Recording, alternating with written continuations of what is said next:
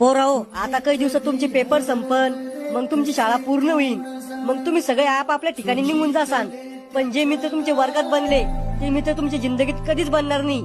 आयुष्यात तुम्ही लय पैसा कमवसाल, पण हे दिवस तुम्हाला कोटी रुपये देऊन बी वापस भेटणार नाही. सर, मी किती बी मोठा झालो ना तरी तुम्हाला विसरणार नाही. बाळा हो, तुमची शाळा पूर्ण झाल्यावर आयुष्य तुमची परीक्षा घ्यायला सुरुवात करन. कधी तुम्हाला पाडन, कधी तुम्हाला रडवण, कधी तुम्हाला हसवण, कधी तुमच्या वयापेक्षा जास्त दुःख देईन. आणि या सुखदुःखाच्या खेळात तुम्ही मला विसरून जासाल. नाही सर, असं कधीच नाही होणार. बाळा हो, वेळेबरोबर तुम्हाला बी बदलणं पडन.